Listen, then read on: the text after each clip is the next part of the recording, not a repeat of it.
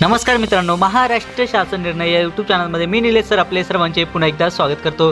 मित्रांनो, आजच्या व्हिडिओमध्ये आपण महिला व बालविकास विभाग यातर्फे आलेला एक अत्यंत महत्त्वाचा GR हा पाहणार आहोत। नेमकी GR शासन निर्णय हा काय तो सर्वच आपण जाऊनच घेणार आहोत। पण तत्पूर्वी जर का तुम्ही चॅनलवर नवीन असाल तर नक्कीच आपल्या चॅनलला सबस्क्राइब करून घ्या, जेणेकरून नवीन नवीन व्हिडिओ तुमच्यापर्यंत पोहोचत राहतील। तर जरा वेळ न घालवता आपण संपूर्ण अपडेट काय आहे, सर्व GR काय आहे, सर्व आपण जाणून घेऊयात।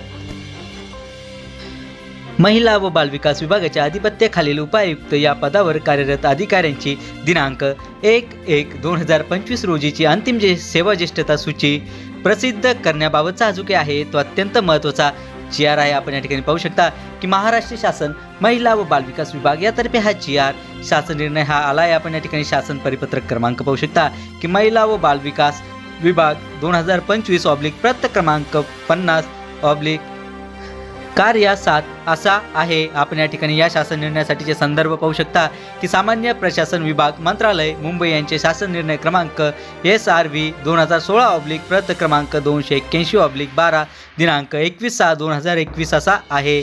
यानंतरचा दुसरा जो काही संदर्भ आहे तो म्हणजे की शासन परिपत्रक क्रमांक महिला व बालविकास 2025 प्रत क्रमांक 50/7 दिनांक 9/4/2025 असा आहे। चला तर मित्रांनो, आपण आता डायरेक्ट जो काही शासन निर्णय आहे तो सर्व आता समजून घेऊयात। शासन परिपत्रक सामान्य प्रशासन विभागाच्या दिनांक 21/6/2021 शासन अधिसूचनेनुसार प्रत्येक वर्षी दिनांक 1 जानेवारी हा आधारभूत दिनांक मानून सेवा ज्येष्ठता यादी प्रसिद्ध करणे आवश्यक आहे।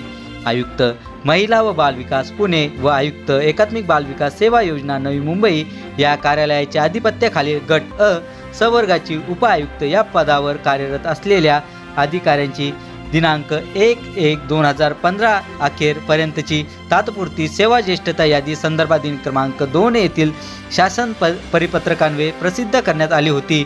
सदर या सेवा ज्येष्ठता यादीत काही त्रुटी अथवा वास्तविक चुका राहिल्या असल्यास किंवा या सेवा ज्येष्ठता यादी शासनाकडे 15 दिवसाच्या आत लेखी सादर करावे अशा प्रकारचे शासनास प्राप्त झालेल्या निवेदनावर गुणानुक्रमे विचार करून योग्य तो निर्णय घेण्यात येईल व त्यानंतर सेवा ज्येष्ठता यादी अंतिम स्वरूपात प्रसिद्ध करण्यात येईल असे उपरोक्त शासन परिपत्रकामध्ये नमूद करण्यात आले होते।